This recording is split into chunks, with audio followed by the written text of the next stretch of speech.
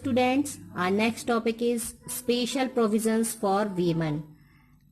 In the previous video, we had studies about the right of our fundamental rights. Now, special provisions for women. The Indian Constitution provides some guarantees to the women. These provisions are equality before law, no discrimination against religions, caste, subcaste, sex, place of birth, etc.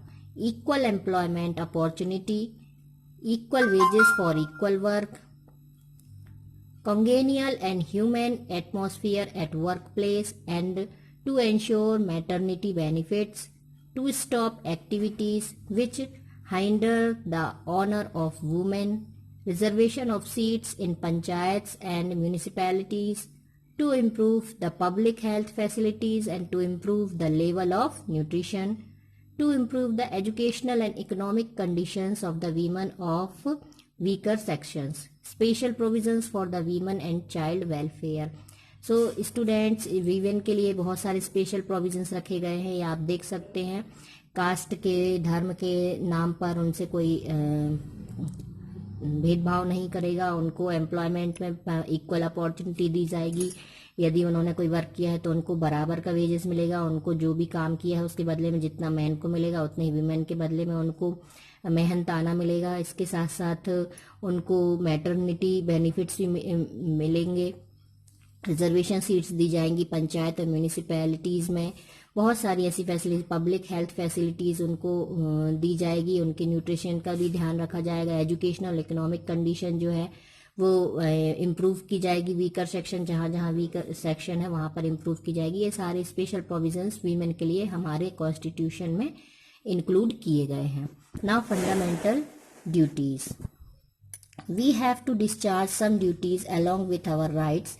Rights can be safeguarded only when we fulfill our duties. Our duties are: every individual should respect the Constitution, the national goals, institutions, national flag and the national anthem, to cherish the follow the noble ideas which inspired our national struggle for freedom, to uphold and protect the sovereignty, unity and integrity of India, to defend the country and render national service, to rise above religion, language, caste and class and be a patriot, to value and preserve to rich heritages of our composite culture and to promote harmony and goodwill, to protect and improve the natural environment including forest, lakes, rivers and wildlife, to develop scientific temper, humanism and spirit of inquiry, to safeguard public property and to abjure violence, to strive for country's excellence.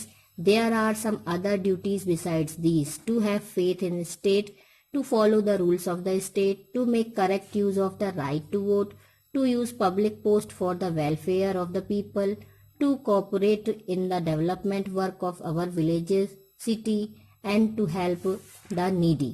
In this way, with the rights at disposal, we can develop ourselves and open more ways for development. However, it is our duty that we do not encroach upon other people's rights. So students, हमारे rights के साथ साथ, अधिकारों के साथ साथ हमारी कुछ फंडामेंटल ड्यूटीज़ भी हैं जो कि हमें हमारे देश के लिए बहुत आवश्यक, हमारे देश को सम्मान देने के लिए, हमारे देश की रक्षा के लिए बहुत आवश्यक है। तो फंडामेंटल ड्यूटीज़ जो हैं वो इसमें बताई गई हैं। तो इसमें पहला है कि प्रत्येक नागरिक भारत का संविधान, राष्ट्र के आदर्शों को, संस्थाओं को, हमारा राष्ट्रीय ध्वज है, नेशनल फ्लैग, नेशनल एंथम, इन सब का रिस्पेक्ट करेगा, आदर करेगा और हमारी जो स्वतंत्रता उसको सुदृढ़ बनाने के लिए जो राष्ट्रीय आंदोलनों को प्रेरित करने वाले जो आदर्श हैं उनका पालन करेगा। भारत की एकता और अखंडता की रक्षा करना, उसे एकता के सूत्र में बांधने के लिए जो भी प्रयास संभव होंगे वो करेगा। सभी देशवासियों को धर्म, भाषा, जाति और वर्ग से ऊपर उठकर सबसे पहले देशभक्त बनना होगा, राष्ट्रभक्त बनना होगा। भाईचारा और एकता की भावना का विकास करना होगा। प्राकृतिक संपदाएं हैं, जल, नदी, तालाब, उन सभी को संरक्षण प्रदान करना। जो वैज्ञानिक दृष्टिकोण है और मानवता की भावना है उसको बढ़ाना।